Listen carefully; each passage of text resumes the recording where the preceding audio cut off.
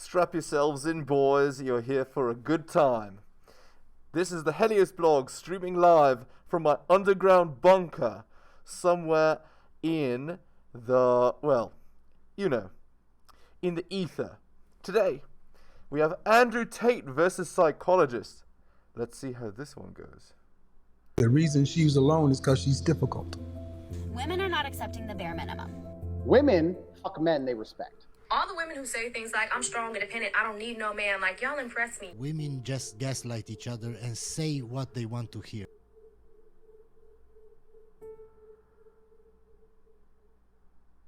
We go into the argument, which is a level deeper, is am I supposed to be happy? Am I supposed to feel good? No, it's not happy. No, of course, but this is what I don't understand about people, especially men in the world today. Why are they so worried about being afraid? Why are they so worried about, I was afraid every time I fought. Yeah. I fought anyway. Yeah. Like, I don't let fear guide what I'm gonna do. I do what I'm supposed to do regardless of how I feel. So I don't see anything wrong with feeling fearful. I don't see anything wrong with feeling stressed or under pressure or anxious. All these things men are trying to get rid of. And I talk about men specifically. I gender this because I'm a man. I don't know how it feels to be a woman.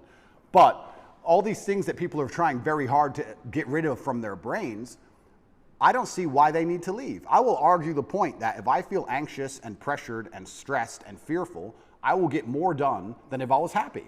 I think if I was happy, I'd just be hedonistic and just wasting my time. I think that There is a lot of truth to this. In fact, that is what anxiety and stress are there for.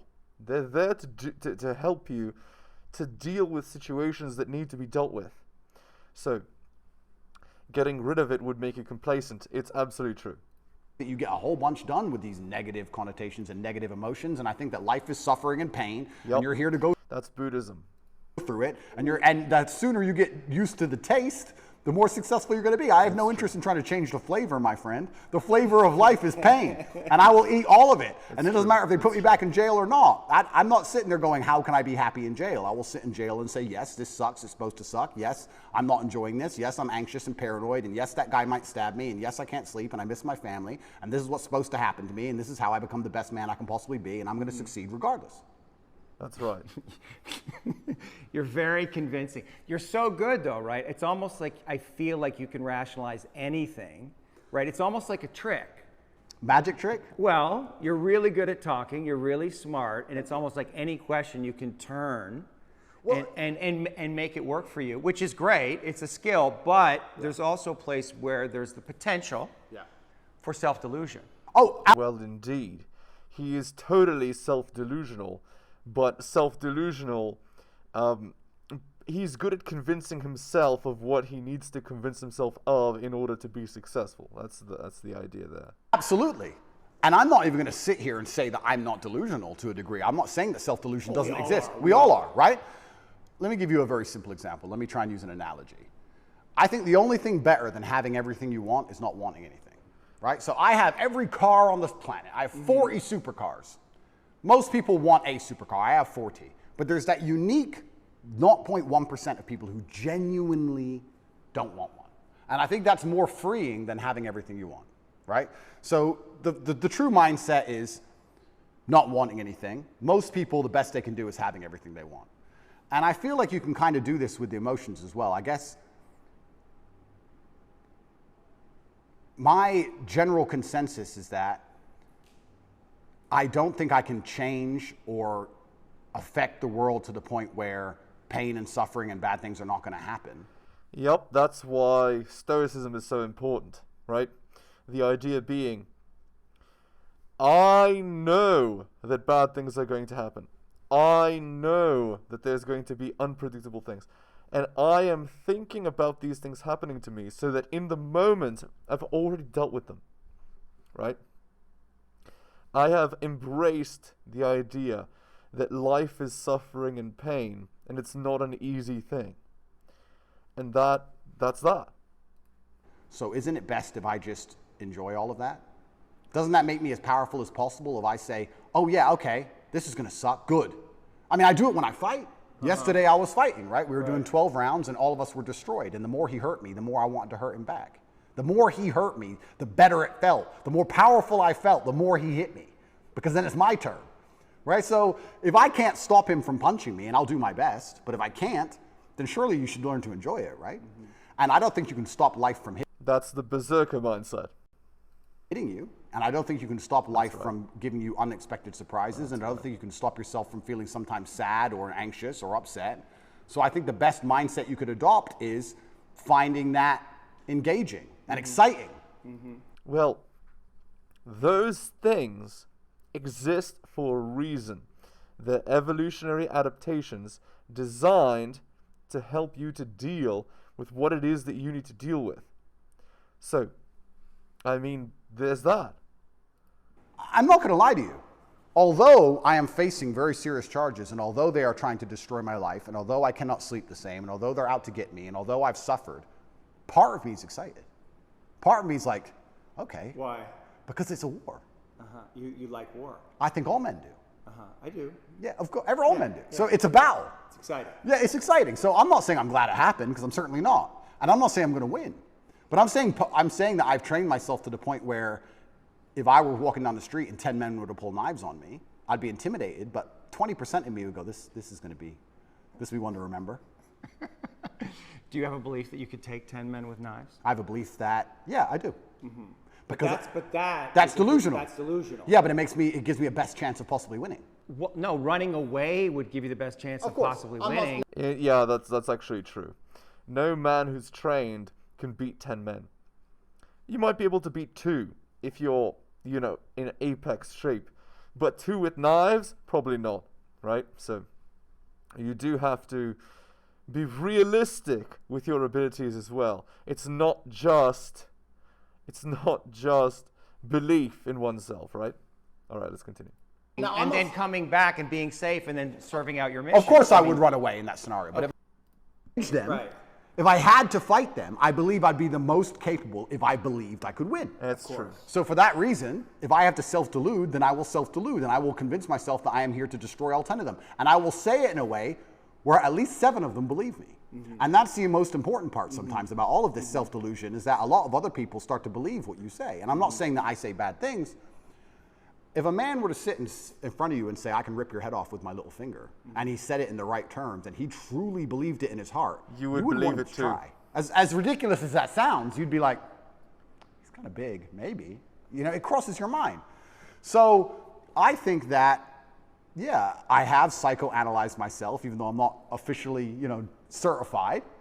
And I've decided that I can't stop bad things from happening to me. So instead, I'm going to enjoy bad things happening to me. And That's just Stoicism or Buddhism. It depends on, your philosophy there. I'm going to build a mindset that makes me fearsome enough to succeed regardless of how stacked the odds are against me. Yeah. And I appreciate your mindset, and it's well thought out, and it's useful to you. And so I'm just pushing up against the places where I think there might be contradictions. I like to hear it. Yeah. I like to hear it. But like I said right now, I'm not a coward. And I want to make this very clear. I'm not a coward. I don't care if I don't sleep again for the rest of my life. I refuse to take any fucking pill, and I refuse to sit and have my mind altered by anything I do not control. I don't care if I have nightmares for the rest of human time. Right. As long as I'm in charge of my mind, I'm in charge of my life. If God decides that I don't need nightmares anymore, I'll fathom out how to stop it. If God decides I need to wake up in the middle of the night in a sweat, fearful or afraid they're coming to get me, then that's God's plan for me, and that's what I'm going to deal with. I'm not a coward. Right, so he's, it sounds like narcissism, right? I only care about me and my control over myself. It isn't to say it's a bad attitude, but that is clearly his attitude. Interesting. I'm not afraid of any of these things. I'm not afraid of feeling bad. I'm not afraid of anxiety. I'm not afraid of panic. This is one of the things I think a lot of men out there struggle with, is they're so worried and afraid of bad feelings. And to me, that's just showing that you've had an easy life. Like, there's real people out here who are trying to kill you. There's people out here who put a knife in your neck. You're scared of what? Feeling sad? Who cares? Like, there's real problems. What are you worried about feeling sad for? Who gives? In the real world, 100, 200 years ago, people were struggling to not die to the common cold. Or not the common cold. Obviously, they wouldn't die to that. But they were struggling not to die to a simple cut, that you got by accident. So, or, they were working Most people, for most of the time, have been farmers. Do you know how hard farming is? You don't have time to be sad. You're literally working 12 to 14 hours a day, every single day, for your entire life until your body breaks down. That's what it used to be like. Now people are complaining, oh, I feel anxious because I need to do a little bit extra at work. Like, it's ridiculous. All right, let's continue. Gives a shit. I could feel sad for the rest of my life, and I guarantee, one, nobody would know, and two, I would be monumentally successful regardless. So why are we even talking about it? I have no fear for a negative feeling. I have fear for me not being able to provide for my children. I have fear for people who rely on me not being provided for and cared I wonder if Andrew actually does have children. It's possible. He's just hidden it. for. But I don't have a single, I don't wake up and go, oh, I'm worried if I might feel sad today. Who cares? Who cares? I can be happy or sad on the same day. Nobody notices, and the same things get done. That's right. Exact same amount of work gets done. Nothing changes. How are you making sense of what's happening to you? Is it God's will? Is it a co-creation? In some way, did you co-create this? Oh, no, Or are you just like a victim of the Matrix? No, I'm not a victim. So absolutely everything is, I believe. In some way you're a victim. Completely, but I believe in self-accountability. Sure. I could have prevented this. Well, how did you co-create this? If let's presuppose you did. I created this by being monumentally successful. Indeed. Right. There's no light without dark. Equal and opposite force. But you said you were excited about it, so maybe there's some way you actually wanted this. I didn't want this. In fact, I had conversations with Tristan for a long time, and I kept saying Icarus to him. When I would decline certain podcasts, I would decline meeting certain famous people, I would decline talking about politics, I would decline things, and I would keep saying Icarus. And he would say, why are you doing this? And I just reply Icarus. Because I knew if I got too big that they were going to come for me. I knew that. So I tried to balance it, and I felt like I did a pretty good job, but unfortunately I got it a little bit wrong.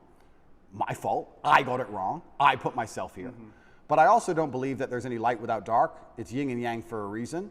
I don't think that I can just become the most Googled man on the planet and become monumentally successful and make hundreds of millions of dollars and nothing bad's going to come from it. I think that would be hubris. You just used the word hubris. It's a fantastic word. I think it would be stupid for me to sit there and go, I should be able to do all of this good and have a fantastic life and there's going to be no repercussion in any form. I knew this was coming to the point where I literally sat with Tristan about 3 weeks before it happened and said, we're fucked. So why did it happen? It happened because I became monumentally successful and I became monumentally influential, and the world is a battlefield. You did create it. In some way, you co-created it. Completely. Like you knew this was going to happen, and so there may be some way, unconsciously, you wanted it to happen. Like if. Well, here's the thing. By his actions, he has created a change. He has pushed back against the matrix programming that has driven people for so long, right? There's actually a counter-narrative now, which there didn't used to be. It was totally underground. So, that is the story. All right, let's continue. If you're on this hero's journey and you're living this big life and you have a big vision for yourself, I mean, you know, you bring up guys like Genghis Khan, and I think that's kind of appropriate because in another era you probably would have been one of those cats, right?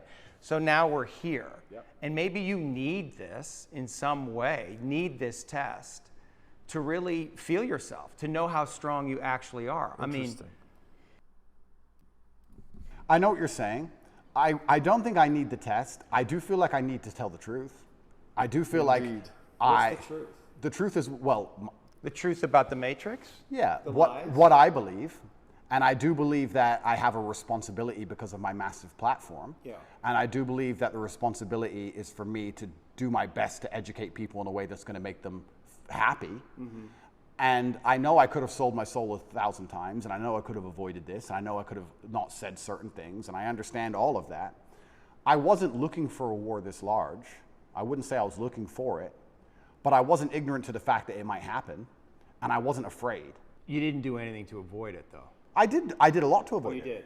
did? Icarus. I must have said it 1,000 times. right. I could have made it much worse. Yeah. But I was never afraid of it happening. I think there's a difference between knowing something bad might happen and taking the calculated risk and going, this is my journey for truth and this is what I believe is what I should do, and being afraid of something. Like, I understand if I go into the ring, I might lose.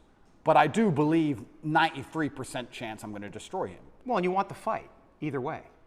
I guess so, because how else do you matter, right? That's my point. And I'm not saying that I'm glad I'm being persecuted for false human trafficking inside of Romania. I'm not saying that at all. But I'm saying that... Yet, on the other side of this, how strong will you be? Stronger than you could be otherwise, that's for sure, and have more power and influence otherwise. Absolutely. I mean, it's a Nelson Mandela. Completely. And Now, so I wouldn't want to spend fucking whatever amount of time in jail. That sounds fucking scary, but it's not uncommon for heroes. Well, exactly. And if you take the lessons from it, and if we want to once again talk about being as formidable as possible, then I don't think jail, okay, it's given me nightmares, but I don't think it's made me weaker. No. And it could have easily made me weaker. I could have gone through the exact same experience with a different mental model and emerged weaker. I believe I've emerged stronger, regardless of the fact that I have nightmares. I didn't have nightmares before, now I do, but I still see myself as a stronger person. That's one more thing I no longer have to fear from an unknown perspective. I know exactly what it's like. I know the best ways to deal with it, which I developed within the 3 months.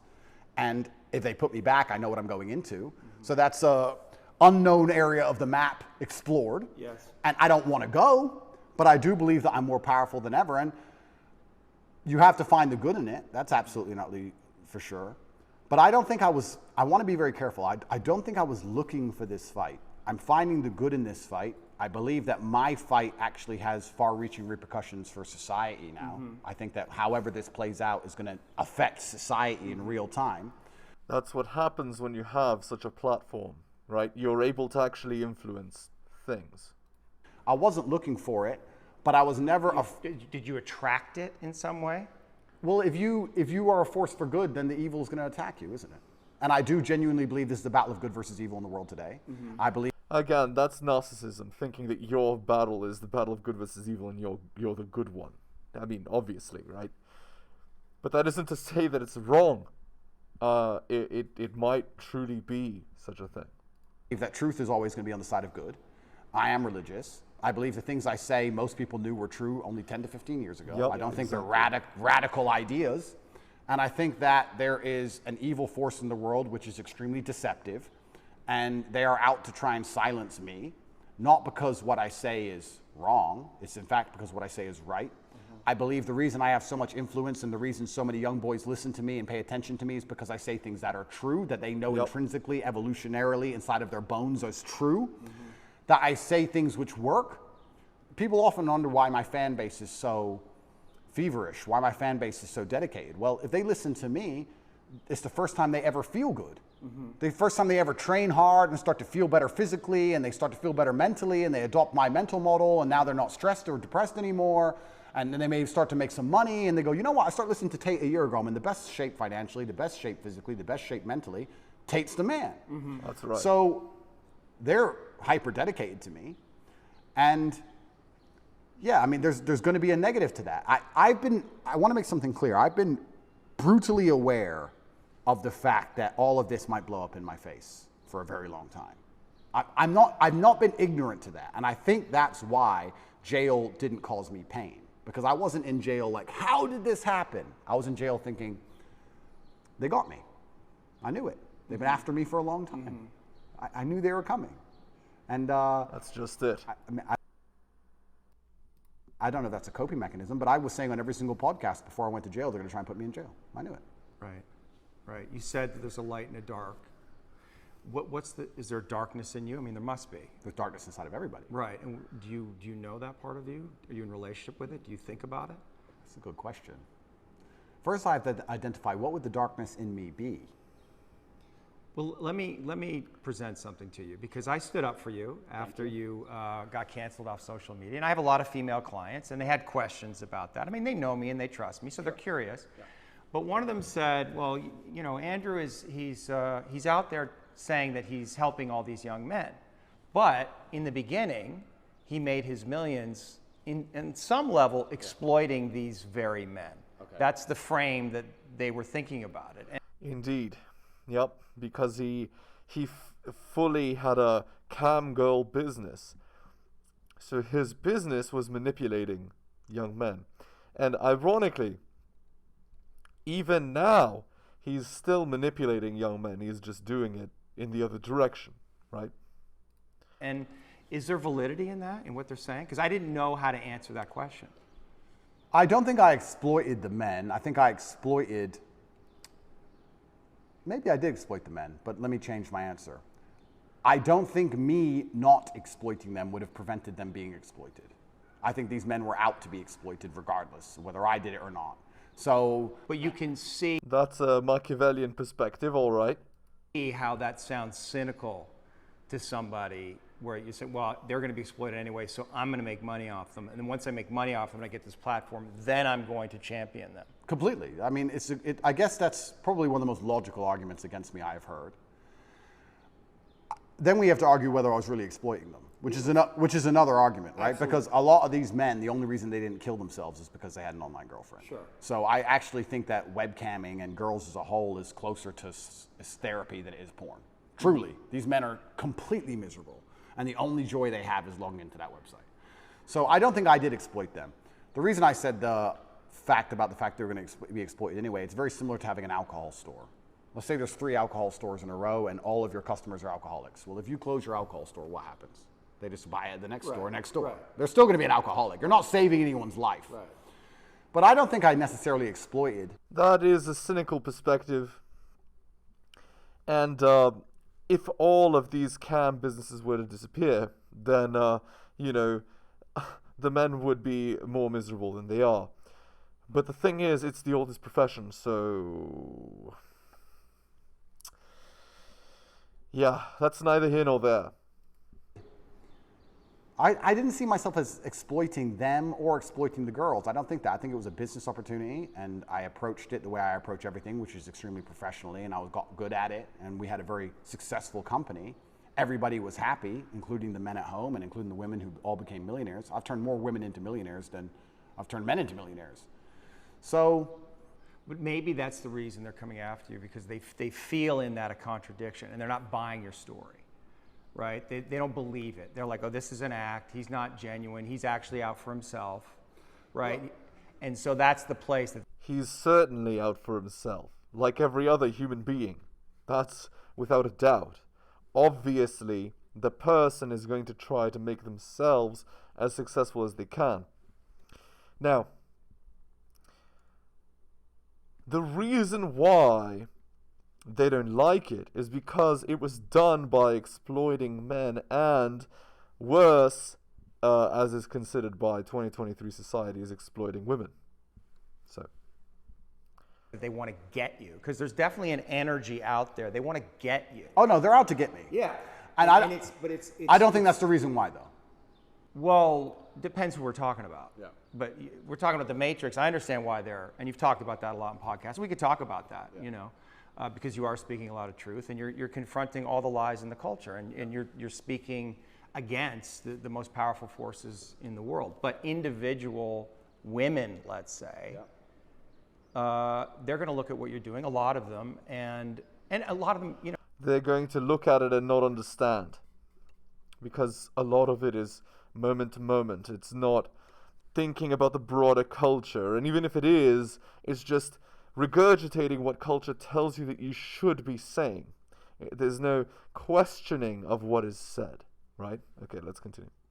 They're completely insane, and they're looking at these little clips, and they're distorted in their own feminism, and maybe unconsciously they can't reconcile to the fact that they would actually want a man like you. I think that's a lot of what's going on. It's like projection. I'd agree with that. Nevertheless, there is an energy that's like they want to get you. They want you to be punished in some way. Yeah. And so, how do you what do you do with that? How do you deal with that? How do you answer to that? If that woman was sitting here, what do you say to her? Yeah, I would say that her argument, to a degree, is a logic fail. Let's take it away from webcamming. It's a female logic. Exactly. Don't be a misogynist. There's your blind spot right there. Don't be a misogynist. But that's like saying because... Well, it's not misogyny. No, of course. But that's like saying because you've ever eaten a steak, you don't care about animals. Right. Effectively. Right. What she's saying is because he had a business in which some man may have felt exploited at some point, he doesn't care about humanity, which is a logic fail. Yeah, I understand. So that's not valid. What I have found in my experience often is that many women who seem to dislike me, after they meet me, don't dislike me anymore. I think the energy... Yeah, there's a reason for that. It's called hypergamy, right? Girl meets successful multimillionaire.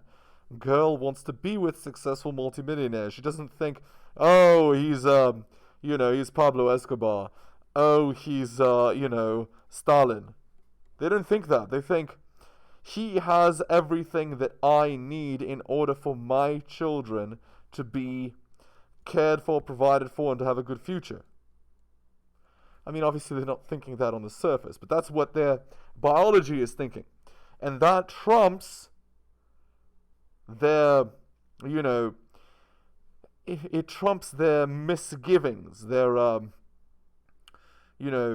pragmatic misgivings, or their, political misgivings, or it trumps their, what they're supposed to say to society as what they're actually supposed to say. It trumps that as well. All right, let's continue. Which they find repulsive over a screen or affects them emotionally over a screen, they end up liking in person. The opposite of love isn't hate. The opposite of love is indifference. I think hate and love are actually very close to each other. And I've had women who scream how much they hate me at the screen, and then they meet me and they're literally in love with me. Well, you're a nice Yep. guy. Of course. So I've yet to meet a female in person who dislikes me. And I would love to talk to these women. I think that'd be the best conversation ever. I think it'd be the best podcast on earth. Yeah. But they are out to get me. They're certainly out to get me. I think that the fact that I'm so assured in a lot of my convictions, they find very threatening. People in general now seem to find it threatening when you're the kind of person who says, no, it's this way. And they say, oh, but the news said it's that way. Don't care. It's this way. And they find that ignorant, but it's not ignorant. I think it's just assured in your convictions, and they find that threatening, very threatening. I think that there's a lot of people who find me threatening, not because of necessarily what I say, but just how sure I am in my convictions and the way I present myself and in my monumental success. They find... Yeah, of course. Because it's a guy that's successful that's telling you that the way that you believe, the way that you live, what you want to do, and how you've lived your life up to your point, up to this point, is wrong. That's like, he's attacking your worldview. And I forgot who it was that said it, but nothing is more dangerous than the truth. Nothing is more evil than the truth. All right, let's continue. That overall threatening, the same way a rabbit will find a tiger threatening. It doesn't know why, it's just like, it just wants to run away from it. So is it incumbent on you then change the way you're delivering the information so more people can hear it? No. No.